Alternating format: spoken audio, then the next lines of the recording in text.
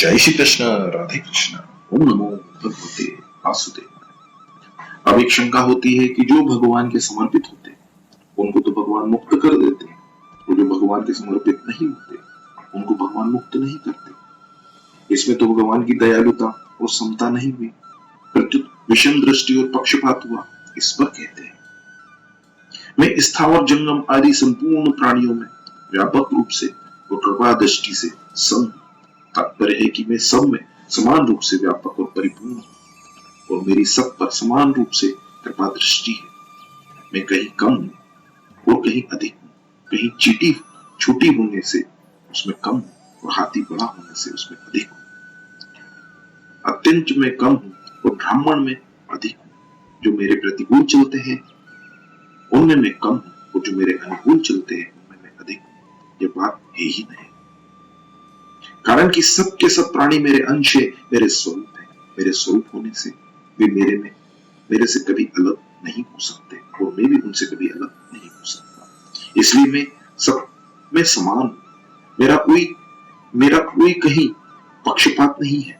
तात्पर्य यह हुआ कि प्राणियों में जन्म से, कर्म से, परिस्थिति से, घटना से, संयोग वियोग आदि से अनेक तरह से विषमता होने पर भी मैं सर्वदा सब में समान रीति से व्यापक हूं, कहीं कम और कहीं ज्यादा नहीं।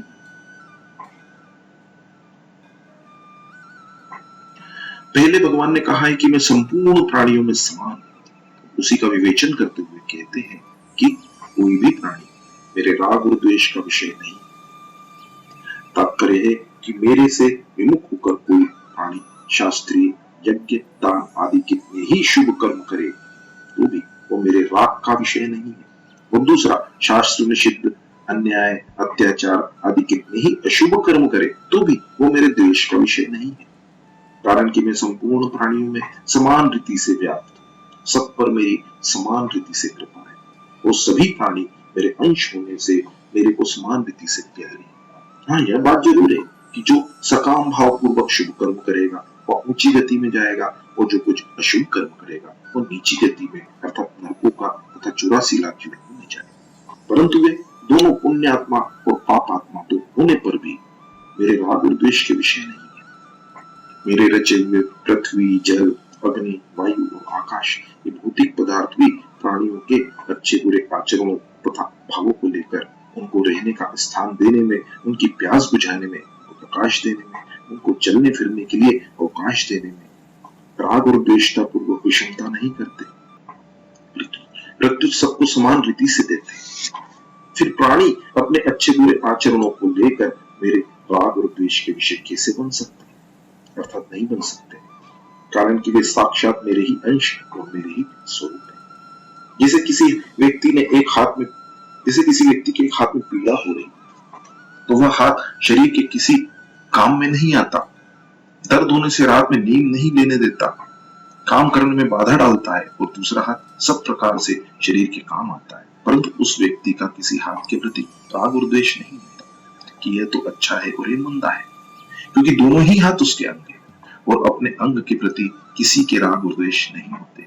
ऐसे ही कोई मेरे वचनों सिद्धांतों के अनुसार चलने वाला हो, पुण्यात्मा से पुण्यात्मा हो, और दूसरा कोई मेरे वचनों सिद्धांतों का खंडन करने वाला हो, मेरे विरुद्ध चलने वाला हो, पापी से पापी हो, तो उन दोनों को लेकर मेरे राग और द्वेष नहीं होते।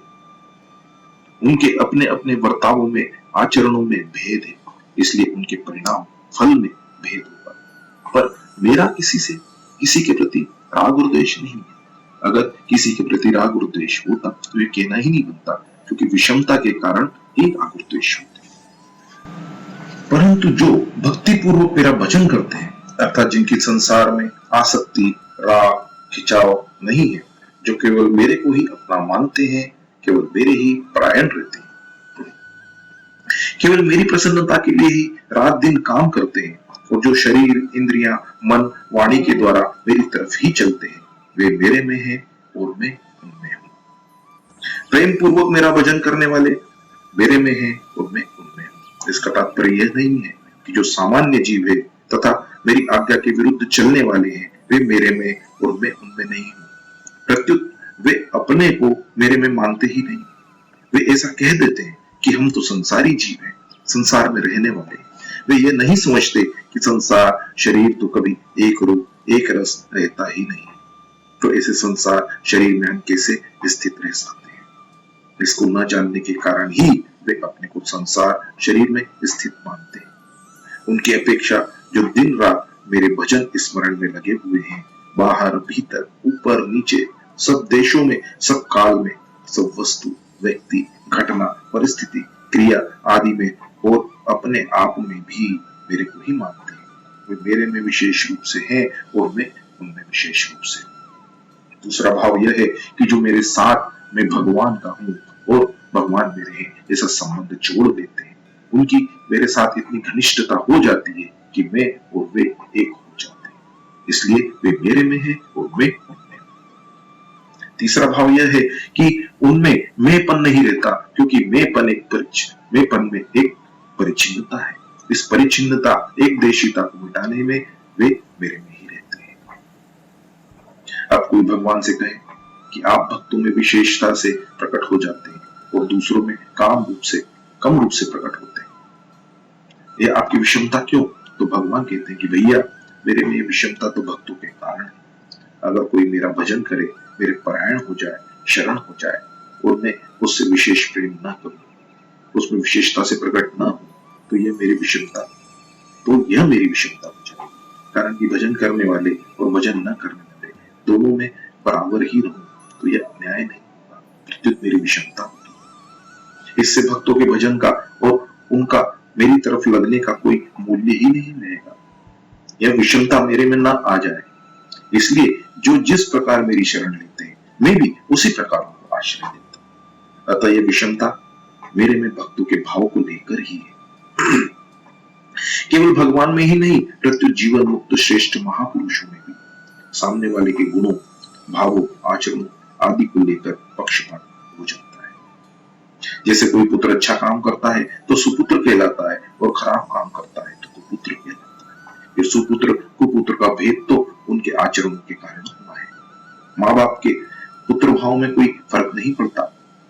गाय के थनों में चीचड़ रहते हैं, वे दूध न पीकर खून पीते हैं, तो यह विषमता गाय की नहीं है, प्रत्युत चीचड़ों की अपनी बनाई हुई है। बिजली के द्वारा कहीं बर्फ जम जाती है और कहीं आग पैदा हो जाती है, तो ये विषमता बिजली की नहीं, प्रत्युत यंत्रों की है। ऐसे ही जो भगवान में रहते हुए भी भगवान को नहीं मानते, उनका भजन नहीं करते, तो यह विषमता उन प्राणियों की ही है, भगवान की नहीं। जैसे लकड़ी का टुकड़ा, कांच का टुकड़ा और आतशी शीशा, इन तीनों में सूर्य की कोई विषमता नहीं है, परंतु सूर्य के सामने धूप में रखने पर लकड़ी का टुकड़ा सूर्य की किरणों को रोक देता है, कांच का टुकड़ा किरणों को नहीं रोकता, और आतशी शीशा किरणों को एक जगह केंद्रित करके अग्नि प्रकट कर देता है। तात्पर्य है, यह विषमता सामने आने वाले पदार्थों की है, सूर्य की नहीं। सूर्य की किरणें तो सब पर एक समान ही पड़ती है। वे पदार्थ उन किरणों को जितनी पकड़ लेते हैं, उतनी ही वे किरणें उसमें प्रकट हो जाती है। ऐसे ही भगवान सब प्राणियों में समान रूप से व्यापक है, परिपूर्ण है, परंतु जो प्राणी भगवान के सम्मुख हो जाते हैं, भगवान का और भगवान की कृपा का प्रकाट्य उनमें विशेषता से हो जाता है। उनकी भगवान में जितनी अधिक प्रियता होती है, भगवान की भी उतनी ही अधिक प्रियता प्रकट हो जाती है। वे अपने आप को भगवान को दे देते हैं, तो भगवान भी अपने आप को दे देते हैं। इस प्रकार भक्तों के भावों के अनुसार ही भगवान की विशेष कृपा, प्रियता आदि प्रकट होती है। तात्पर्य यह हुआ कि मनुष्य सांसारिक राग के कारण ही अपने को संसार में मानते हैं। जब वे भगवान का प्रेम पूर्वक भजन करने लग जाते हैं, तब उनका सांसारिक राग मिट जाता है और वे अपनी दृष्टि से भगवान में हो जाते हैं और भगवान में हो जाते हैं। भगवान की दृष्टि से तो वे वास्तव में भगवान में ही थे और भगवान भी उनमें थे। केवल राग के कारण वे अपने को भगवान में और भगवान को अपने में नहीं मानते।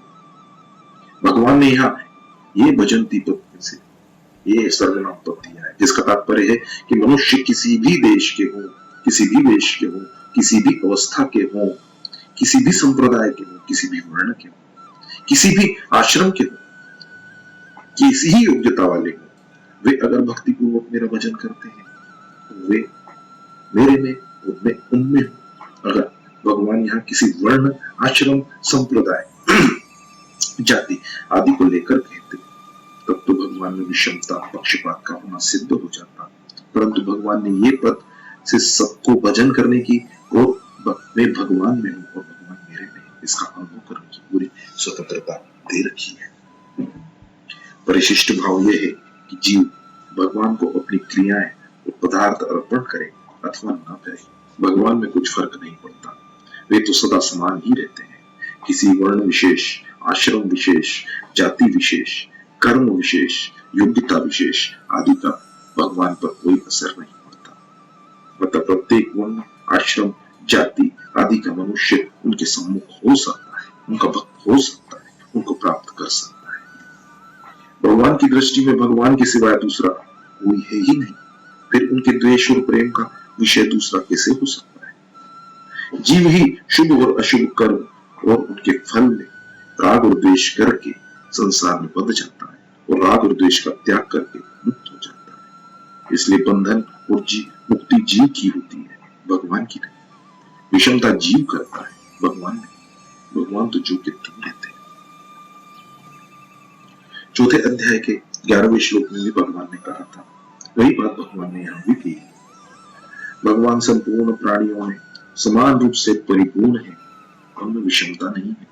परंतु जो प्रेम पूर्वक भगवान का भजन करते हैं वे भगवान में है और भगवान उनमें है, अर्थात भगवान उनमें विशेष रूप से प्रकट है।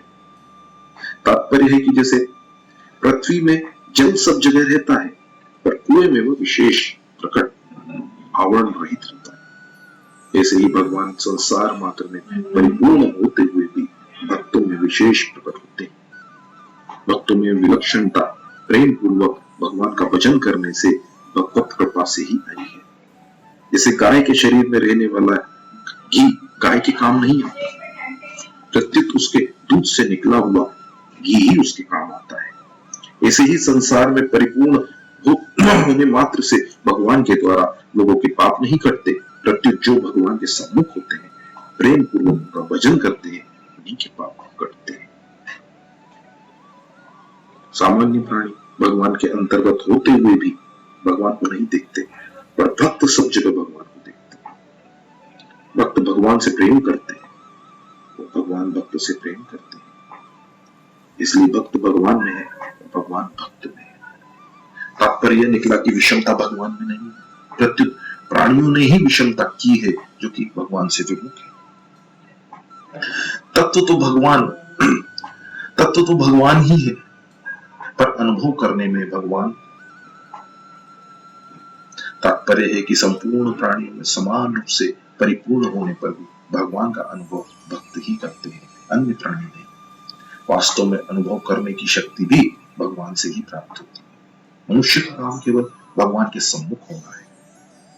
तात्पर्य है कि भगवान की संपूर्ण प्राणियों में समान व्यापकता, प्रियता, कृपा तथा आत्मीयता है, पर भक्तों में वे विशेष दिखते हैं।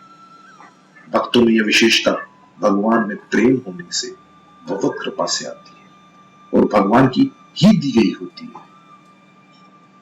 भक्तों की भगवान में जैसी तल्लीनता, प्रियता होती है, वैसे दूसरों में नहीं होती। इसलिए भगवान की भी भक्तों में प्रियता होती है। भक्त और भगवान की परस्पर प्रियता को यहाँ कहा गया है, इन पदों से कहा गया है। जय श्री कृष्ण, राधे कृष्ण। ओम नमो भगवते वासुदेवाय।